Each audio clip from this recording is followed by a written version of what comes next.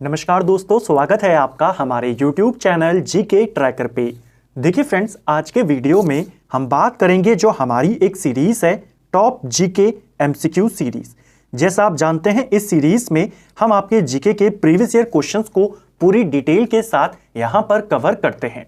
ये हमारी इस सीरीज की 107वीं क्लास है। अगर आपने इससे पहले की क्लासेस को नहीं देखा है, आप उन सभी क्लासेस को प्लेलिस्ट के माध्यम से देख सकते हैं। इस सीरीज से आपकी प्रैक्टिस और रिवीजन साथ साथ यहां पर हो जाता है। तो चलिए दोस्तों, आज की क्लास को शुरू करते हैं। आज का हमारा पहला क्वेश्चन है, 2011 की जनगणना के अनुसार किस राज्य का जनसंख्या घनत्व भारत में सबसे कम है? देखिए, जनसंख्या घनत्व क्या होता है? जनसंख्या घनत्व यानी 1 वर्ग किलोमीटर के दायरे में कितने लोग यहां पर निवास कर रहे हैं, उसे कहा जाता है जनसंख्या घनत्व। भारत में सबसे ज्यादा जनसंख्या घनत्व बिहार का है। ठीक है, केंद्र शासित प्रदेशों को अगर हम मिलाकर बताएं ओवरऑल में, तब आप दिल्ली को आंसर यहां पर करेंगे। ठीक है, लेकिन सबसे कम जनसंख्या घनत्व वाला अगर हम बात करें, वो हो जाएगा अरुणाचल प्रदेश। ऑप्शन डी सही आंसर होगा। ठीक है, सबसे ज्यादा जनसंख्या वाला प्रदेश आप जानते हैं उत्तर प्रदेश है। सबसे कम जनसंख्या वाला प्रदेश आप जानते हैं सिक्किम है। इसी प्रकार जनसंख्या घनत्व में सबसे ज्यादा वाला प्रदेश, सिर्फ हम राज्यों की बात करें, बिहार, और सबसे कम अरुणाचल प्रदेश। इसी प्रकार साक्षरता की बात करते हैं, साक्षरता में सबसे ज्यादा केरल, सबसे कम बिहार। और दशकीय वृद्धि दर की बात करें, सबसे ज्यादा दशकीय वृद्धि दर 2011 के अनुसार मेघालय में रही और सबसे कम नागालैंड में रही। 2011 के ऊपर उनकी जनसंख्या गणना के ऊपर ऑलरेडी एक डिटेल्ड वीडियो बना है, प्लेलिस्ट से आप सारे नंबर्स का रिवीजन कर सकते हैं। नेक्स्ट है, गंगा नदी की एकमात्र सहायक नदी कौन सी है जो हिमालय से न निकलकर मैदानी क्षेत्रों से निकलती है? देखिए, गंगा की मैक्सिमम जो नदियां हैं, लगभग सारी की सारी नदियां हिमालय से निकलती हैं। ठीक है, एकमात्र सहायक नदी जो हिमालय से ना निकलकर मैदानों से आ रही है, सही आंसर हो जाएगा गोमती नदी। ऑप्शन सी सही उत्तर होगा। गोमती नदी के अगर हम उद्गम की बात करते हैं, जब हमने गंगा नदी तंत्र को कवर किया था भूगोल डिटेल सीरीज के अंतर्गत, तो उसमें हमने देखा था गोमती नदी उत्तर प्रदेश में जो पीलीभीत जिला है वहां से निकलती है। आपकी वहां पर जो फुलहर झील है वहां से निकलती है गोमती नदी। इसी गोमती नदी के तट पर उत्तर प्रदेश की जो राजधानी है लखनऊ, बहुत बार पेपर में आया है, कौन सी नदी के तट पर है? गोमती नदी के तट पर है। इसके अलावा एक और प्रमुख शहर यूपी का जौनपुर, यह भी गोमती नदी के तट पर है। बहुत बार आता है लखनऊ के बारे में तो खासकर, क्योंकि यूपी की यह कैपिटल है। इसके अलावा इसका संगम गंगा के साथ किस जगह पर होता है? तो आप याद करेंगे गाजीपुर। जो गाजीपुर है यह गंगा और गोमती के संगम पर स्थित है। ठीक है, नेक्स्ट है, निम्न में से किसने प्रस्तावना को संविधान का परिचय पत्र कहा था? तो प्रस्तावना को संविधान का परिचय पत्र यह कहा था N.A. पालकीवाला ने। ऑप्शन बी सही आंसर होगा। N.A. पालकीवाला एक काफी फेमस संविधान विशेषज्ञ हैं और इन्हीं के द्वारा संविधान की प्रस्तावना को परिचय पत्र की संज्ञा दी गई। ठीक है, अगर हम भारतीय संविधान की प्रस्तावना के इतिहास की बात करते हैं, कैसे यह प्रस्तावना बनी, कहां से इसकी हिस्ट्री शुरू होती है, तो आप पाएंगे सबसे पहले प्रस्तावना आती है 13 दिसंबर 1946 को। संविधान सभा में इसको रखा गया था। संविधान सभा की पहली बैठक 9 तारीख को होती है, जिसमें सत्येंद्र सिन्हा को टेम्पररी अध्यक्ष बनाया जाता है। दूसरी बैठक 11 तारीख को होती है, जिसमें डॉक्टर राजेंद्र प्रसाद को परमानेंट अध्यक्ष बनाया जाता है। तीसरी बैठक 13 दिसंबर को होती है। इस बैठक में जवाहरलाल नेहरू के द्वारा उद्देश्य प्रस्ताव रखा जाता है और इसी उद्देश्य प्रस्ताव से आगे जाकर हमारी जो संविधान की प्रस्तावना है वो बनी। इसीलिए प्रस्तावना को उद्देशिका भी कहा जाता है। ठीक है, इसे स्वीकार कब किया गया? पेश तो इसको 13 दिसंबर को किया। किसने किया था? भारत के पहले प्रधानमंत्री जवाहरलाल नेहरू ने। इसको पारित किया गया था 22 जनवरी 1947 को। ये सारी डेट्स पूछी जाती हैं संविधान सभा में, उद्देशिका प्रस्ताव कब रखा गया, किसने रखा, कब पारित हुआ, ये सारी बातें। ठीक है, नेक्स्ट है, भारत विभाजन की माउंटबेटन योजना कब घोषित की गई थी? घोषित का मतलब है कब इसे प्रकाशित किया गया। तो भारत विभाजन से संबंधित कौन सी योजना है? माउंटबेटन योजना। यह आती है आपकी 3 जून 1947 को। ऑप्शन बी सही उत्तर यहां पर हो जाएगा। माउंटबेटन योजना किससे संबंधित है? भारत विभाजन से। कब आई, कब घोषित हुई? 3 जून 1947। इस योजना को बाल्कन प्लान के नाम से भी जाना जाता है, इसको भी याद करेंगे। इसके अलावा इसी माउंटबेटन योजना को डिकी बर्ड योजना या डिकी बर्ड प्लान के नाम से भी जाना जाता है। और क्योंकि ये 3 जून को आई थी, इसीलिए इसे 3 जून योजना भी कहते हैं। ये इसके अन्य नाम हैं जो पेपर में आते हैं। इसी माउंटबेटन योजना के प्रस्तावों पर इसी के योजना को ब्रिटिश संसद में पेश कर एक अधिनियम बनाया गया, जिसको कहा गया भारत का स्वतंत्रता अधिनियम। वो इसी योजना से प्रेरित था। उस अधिनियम को ब्रिटिश संसद में कब रखा गया? तो पहली बार रखा गया 4 जुलाई 1947 को। जो भारत का स्वतंत्रता अधिनियम था, ब्रिटिश संसद से पारित कब हुआ? पारित हुआ था 16 जुलाई को। इससे पहले 15 को लोअर सदन से और 16 को हायर सदन से। तो संसद से पारित हुआ 16 जुलाई को और 18 जुलाई को इस पर ब्रिटेन के सम्राट ने हस्ताक्षर कर दिए और 15 अगस्त 1947 से यह लागू हो गया। ठीक है, तो ये कुछ इंपॉर्टेंट डेट्स आधुनिक भारत को लेकर। राष्ट्रीय आंदोलन में हमने डिटेल में इस बात को समझा था, क्यों माउंटबेटन को भारत भेजा गया और कब भेजा गया था। ठीक है, नेक्स्ट है लक्षद्वीप में द्वीपों की कुल संख्या कितनी है? लक्षद्वीप में बहुत सारे आपके द्वीप हैं। इन सभी द्वीपों का निर्माण प्रवाल भित्तियों से हुआ है। क्वेश्चन आता है भारत में प्रवाल भित्तियों से निर्मित द्वीप कहां पर है? लक्षद्वीप आप आंसर करेंगे। लक्षद्वीप में द्वीपों की कुल संख्या 36 है। ऑप्शन ए सही आंसर होगा। एक और क्वेश्चन आता है लक्षद्वीप कौन से सागर में स्थित है? क्या यह बंगाल की खाड़ी में है या अरब सागर में है? तो लक्षद्वीप आपके अरब सागर में है, जबकि अंडमान निकोबार वो आपके बंगाल की खाड़ी में है। ठीक है, एक और चीज याद करेंगे, लक्षद्वीप में जैसा मैंने कहा 36 द्वीप हैं यहां पर। ठीक है, इसकी राजधानी क्या है? तो लक्षद्वीप की जो कैपिटल है वो कावारती है। ठीक है, यह भी क्वेश्चन पेपर में आता है। लक्षद्वीप के 36 द्वीपों में कौन सी भाषा बोली जाती है? अगर आपसे पूछ लिया जाए लक्षद्वीप में अधिकांश कौन सी भाषा बोली जाती है? लक्षद्वीप में बोली जाती है मलयालम। ठीक है, केवल एक द्वीप को छोड़कर जो है मिनिकॉय। मिनिकॉय में महल भाषा बोली जाती है। क्वेश्चन आएगा लक्षद्वीप के किस द्वीप में महल भाषा बोली जाती है? मिनिकॉय। और बाकी पूरे लक्षद्वीप में मलयालम। ठीक है, जो महल भाषा है ज्यादातर ये मालदीव में बोली जाती है। तो ये कुछ इंपॉर्टेंट पॉइंट लक्षद्वीप को लेकर। भारत की भूगोल वाली जो हमारी सीरीज थी डिटेल, उसमें हमने मैप के माध्यम से भारत के द्वीप समूह के बारे में डिटेल में बात करी है। नेक्स्ट है निम्न में से कौन नदी और उसके उद्गम के संदर्भ में सही सुमेलित नहीं है? एक तरफ आपको नदी दी गई है, दूसरी तरफ उसका उद्गम दिया गया है। चलिए देखते हैं कौन सा सही है, कौन सा गलत है। सिंधु नदी क्या तिब्बत के मानसरोवर झील के समीप जो चेमा युंगडुंग ग्लेशियर है यहां से आती है? यह आपका बिल्कुल सही है। दूसरा, सतलज नदी तिब्बत के मानसरोवर झील के समीप राक्षस ताल या जिसे कुछ जगहों पर राक्षस ताल भी लिखा है, क्या यहां से आती है? सतलज भी आपकी सही है। तीसरा, झेलम क्या जम्मू कश्मीर में बेरी नाग के समीप जो शेषनाग झील है यहां से आती है? यह भी आपका सही है। चेनाब नदी हिमाचल प्रदेश में रोहतांग दर्रे के समीप से आती है, तो यह आपका गलत हो जाएगा।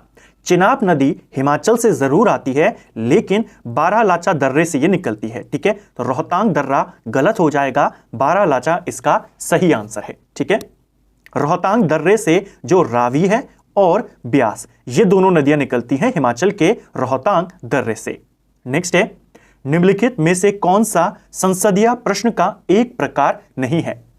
हमने संसदीय प्रश्नों के बारे में डिटेल में बात करी थी, किस किस प्रकार के प्रश्न होते हैं, कैसे कैसे प्रश्न होते हैं। हमने देखा था अल्प सूचना प्रश्न होते हैं, अतारांकित होते हैं, तारांकित होते हैं, दीर्घ सूचना प्रश्न कोई नहीं होता। ऑप्शन बी इसका सही आंसर यहां पर हो जाएगा। अल्प सूचना प्रश्न वे होते हैं जिनके लिए जितना समय एक सामान्य प्रश्न को पूछने से पहले बताना पड़ता है, उससे कम समय में वो होते हैं आपके अल्प सूचना प्रश्न। इसका उत्तर भी आमतौर पर मौखिक रूप से ही दिया जाता है, और जो उत्तर मौखिक रूप से दिया जाएगा यानी तुरंत आपने सवाल पूछा, तुरंत आपको जवाब मिल गया, तो आप इसके जो अनुपूरक प्रश्न होते हैं, इससे जुड़े हुए और प्रश्न होते हैं, उनको भी तुरंत पूछ सकते हैं। क्वेश्चन आता है कि इनमें से किस प्रकार के प्रश्नों के अनुपूरक प्रश्न पूछे जाते हैं या नहीं पूछे जाते। तो जहां पर मान लीजिए आप दो व्यक्ति हैं, अगर आपको आमने सामने जवाब मिल रहा है तो आप लगातार क्वेश्चन कर सकते हो, है ना। लेकिन अगर आपको बंदा कहे कि मैं आपको लिखित में जवाब दूंगा, तो आपको समय लेकर जवाब देगा और प्रॉपर जवाब देगा, उसमें आप अनुपूरक प्रश्न नहीं कर सकते। तो जहां पर मौखिक होगा वहां पर अनुपूरक होगा, यानी अनुपूरक प्रश्न आप कर सकते हैं। तो अल्प सूचना में कर सकते हैं।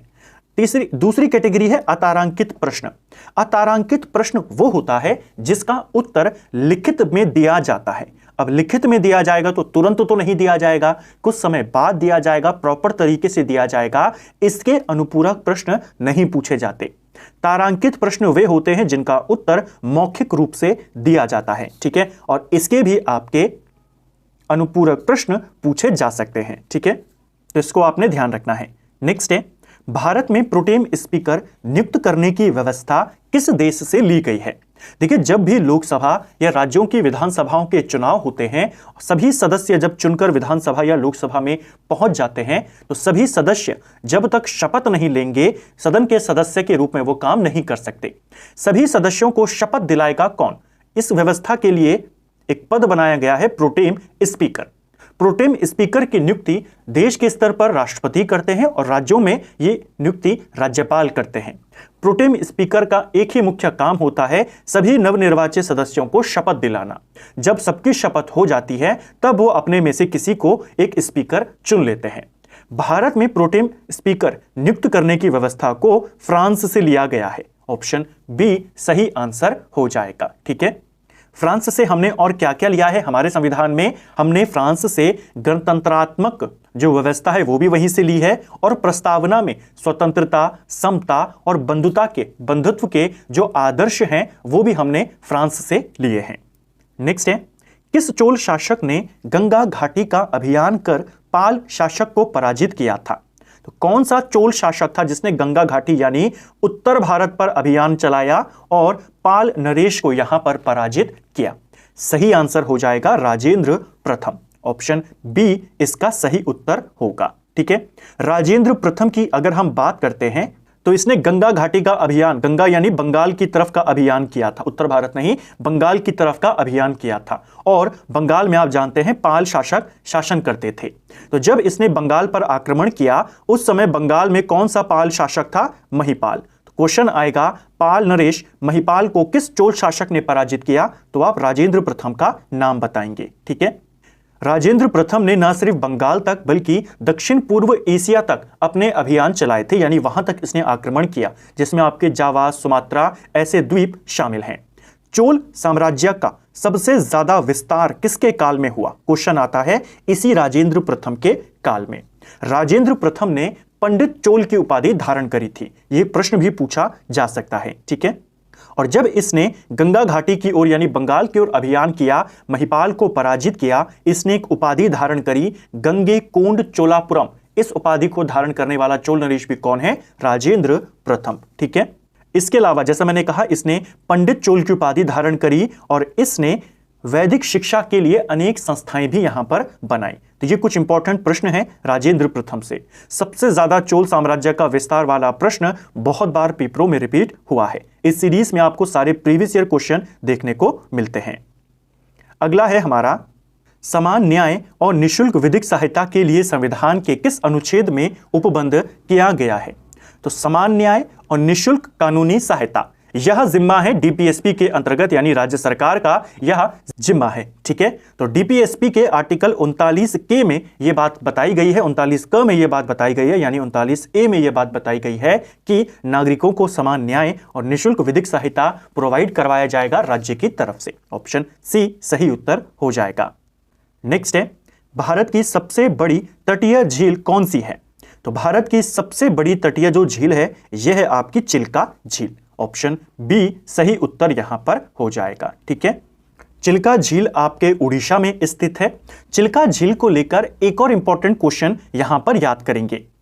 देखिए, तटीय झील यानी कि जो समुद्र के नजदीक है, इसे लैगून झील भी कहते हैं। तो क्वेश्चन आता है भारत में खारे पानी की सबसे बड़ी लैगून झील कौन सी है? तो भी आप चिल्का का ही आंसर करेंगे। और अगर पूछेगा भारत की खारे पानी की सबसे बड़ी अंतःस्थलीय झील कौन सी है, तब आप सांभर झील कहेंगे जो राजस्थान में आती है। एक और चीज चिल्का झील को याद करेंगे, रामसर स्थलों को लेकर आपके पास बहुत सारे क्वेश्चन आते हैं। भारत का पहला स्थल जो रामसर सूची में शामिल हुआ, आर्द्र भूमि के रूप में घोषित हुआ, 2 स्थल आपको याद करने हैं। एक है आपका केवलादेव नेशनल पार्क जो आपका राजस्थान में स्थित है, और दूसरा आपका चिल्का झील। चिल्का झील और केवलादेव नेशनल पार्क को 1981 में रामसर स्थल के रूप में घोषित किया गया था, यानी रामसर सूची में शामिल किया गया। ये दोनों पहले हैं, तो चिल्का भी प्रथम में आता है, केवलादेव भी प्रथम में आता है। नेक्स्ट है, डॉक्टर राजेंद्र प्रसाद संविधान सभा के निम्न में से किस समिति के अध्यक्ष नहीं थे? डॉक्टर राजेंद्र प्रसाद संविधान सभा के अध्यक्ष थे। संविधान सभा के अंतर्गत कई सारी समितियां बनाई गई थी, उनमें भी डॉक्टर राजेंद्र प्रसाद कई सारी समितियों के भी अध्यक्ष थे, जिसमें आपकी प्रक्रिया नियम समिति इसके अध्यक्ष थे, संचालन समिति के भी अध्यक्ष थे, वित्त एवं कर्मचारी समिति के भी अध्यक्ष थे, जबकि अल्पसंख्यक समिति के अध्यक्ष डॉक्टर राजेंद्र प्रसाद नहीं थे। इन तीनों समितियों को याद करेंगे, तीनों बहुत इंपॉर्टेंट है, ठीक है। प्रक्रिया नियम समिति, संचालन और वित्त एवं कर्मचारी समिति। अल्पसंख्यक समिति का अध्यक्ष कौन था? फिर देखिए, हमारे संविधान सभा में जब संविधान सभा का निर्माण किया गया, मौलिक अधिकारों और अल्पसंख्यकों के लिए एक सलाहकार समिति बनी थी। मैंने कई बार आपको इसको अच्छे से एक्सप्लेन किया है। इस सलाहकार समिति जो मौलिक अधिकार और अल्पसंख्यकों के लिए बनी थी, इसके अध्यक्ष थे सरदार पटेल। इसी सलाहकार समिति के अंतर्गत 2 उप समितियां बनी थी, एक अल्पसंख्यकों के लिए और एक मौलिक अधिकारों के लिए।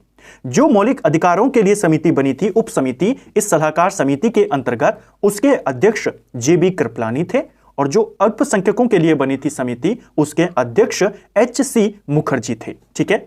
इन दोनों को आपने याद करना है, कई बार पूछ लेता है। मौलिक अधिकारों से संबंधित उप समिति के अध्यक्ष कौन है? JB कृपलानी, और अल्पसंख्यकों से संबंधित उप समिति के HC मुखर्जी, ठीक है। नेक्स्ट है, चंद्रगुप्त के शत्रुओं के विरुद्ध चाणक्य ने जो चालें चली, उनकी विस्तृत कथा निम्न में से किस में मिलती है?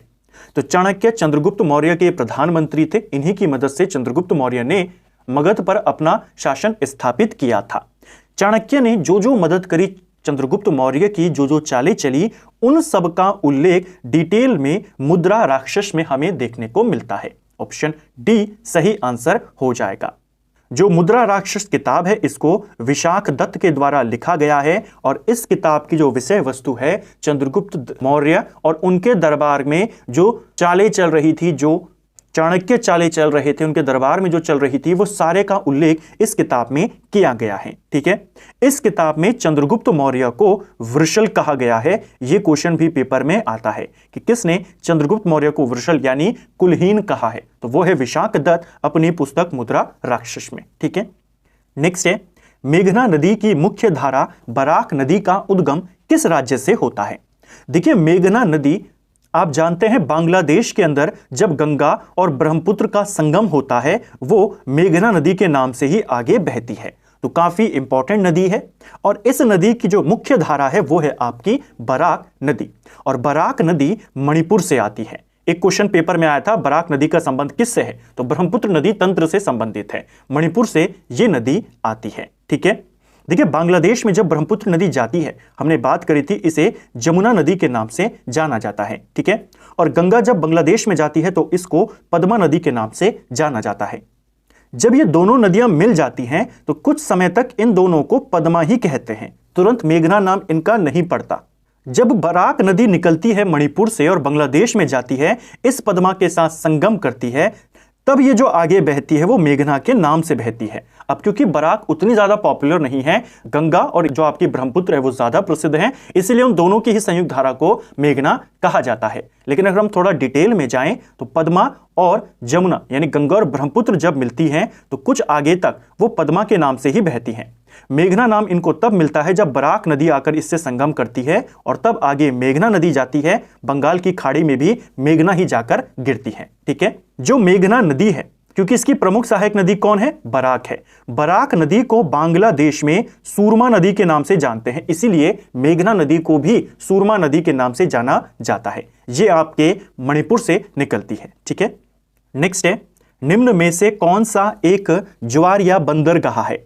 तो देखिए, ज्वारिया बंदरगाह क्या होता है? ज्वारिया बंदरगाह वो होता है जिसके भीतर के पानी का जो स्तर होता है, महासागर में, समुद्र में जैसे जैसे ज्वार आते रहते हैं, उनके अनुसार चेंज होता रहता है, वो कहलाते हैं ज्वारिया बंदरगाह।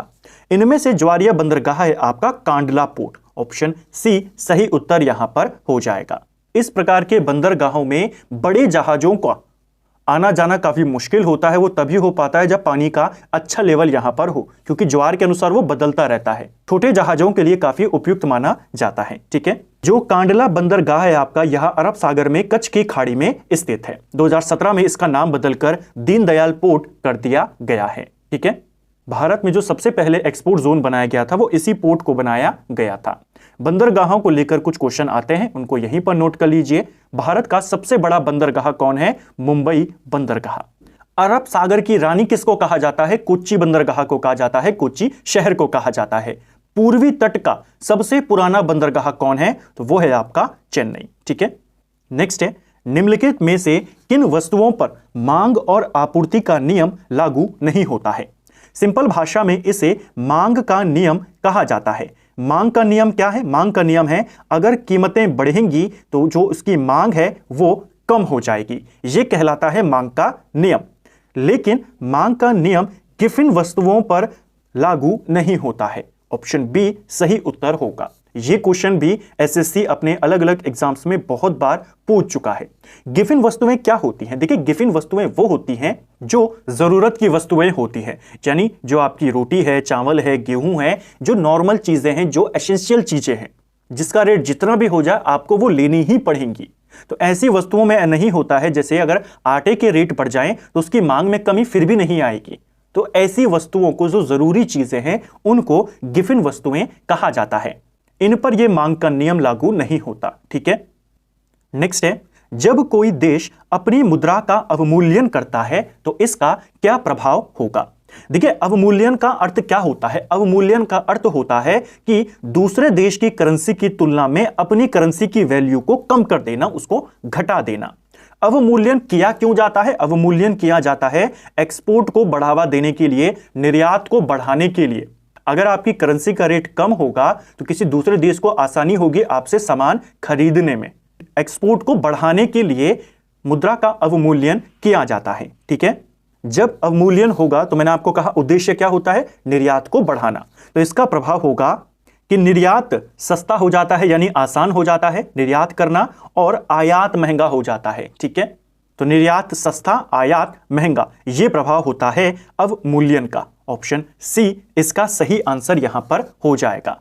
भारत में अब तक आजादी के बाद कितनी बार रुपए का अवमूल्यन किया गया है? अब तक भारत में रुपया का 3 बार अवमूल्यन किया गया है। पहली बार अवमूल्यन 20 सितंबर 1949 को किया गया था। दूसरी बार 6 जून 1966 में किया गया, और तीसरी बार 1 जुलाई 1991 में यहां पर किया गया था। ठीक है, तीसरी बार जो किया गया था वो 2 चरणों में हुआ था, तो इसको भी ध्यान रखेंगे। नेक्स्ट है, राष्ट्रपति के सिफारिशों के बगैर कोई विधेयक जो कर लगा सकता है विधायिका में नहीं रखा जा सकता। यह प्रावधान संविधान के किस अनुच्छेद में वर्णित है? हम बहुत बार पढ़ते हैं कि वित्त विधेयकों को राष्ट्रपति लौटा नहीं सकता। क्यों नहीं लौटा सकता? क्योंकि आर्टिकल 117 हमारे संविधान में है। आर्टिकल 117 कहता है अगर आप कोई भी विधेयक लाते हो जो नया टैक्स लगा सकता है, यानी वित्त विधेयक से संबंधित है, पैसे के लेन देन से संबंधित है, उसे राष्ट्रपति की सिफारिश के बिना आप ला ही नहीं सकते। और अगर लाए हैं यानी राष्ट्रपति की सिफारिश है, राष्ट्रपति की सहमति है, और जब राष्ट्रपति ने पहले ही सहमति दे दी तो बाद में लौटाएगा क्यों? तो कोई भी वित्त विधेयक जो टैक्स लगा सकता है बिना राष्ट्रपति की अनुमति के, सिफारिश का मतलब है अनुमति के, संसद में नहीं आ सकता। यह कहता है 117।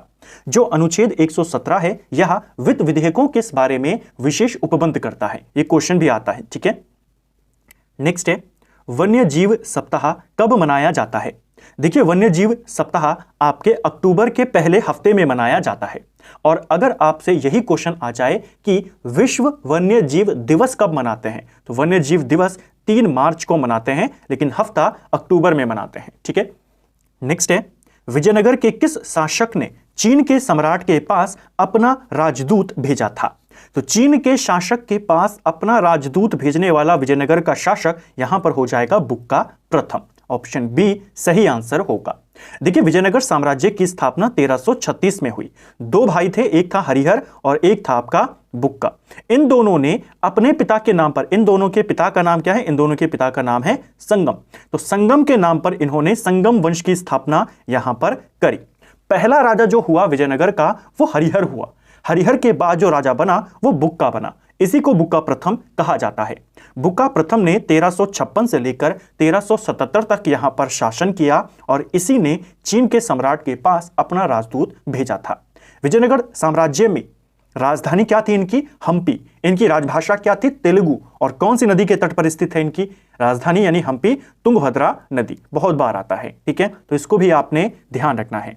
तो फ्रेंड्स, ये था हमारा आज का वीडियो जिसमें हमने जीके के 20 इंपॉर्टेंट एमसीक्यूज को यहां पर कवर किया और ना सिर्फ कवर किया बल्कि इनको पूरी डिटेल के साथ देखा, जिससे आपकी प्रैक्टिस भी अच्छे से हो जाए और रिवीजन भी हो जाए। क्वेश्चंस को हमने इस तरीके से देखा, लिंक करके पढ़ा, ताकि आपको चीजें याद करने में आसानी हो। लिंक करके जब आप पढ़ेंगे तो आपको ज्यादा समय के लिए ये चीजें याद रहेंगी। उम्मीद करता हूं आपको आज का वीडियो पसंद आया होगा। अगर आपको ये वीडियो पसंद आया है तो वीडियो को लाइक करें, चैनल पर नए हैं तो सब्सक्राइब करें, अपने दोस्तों के साथ शेयर करें। वीडियो आपको कैसा लगा और आपके कितने क्वेश्चन सही हुए कमेंट बॉक्स में हमें जरूर बताएं। Thank you friends.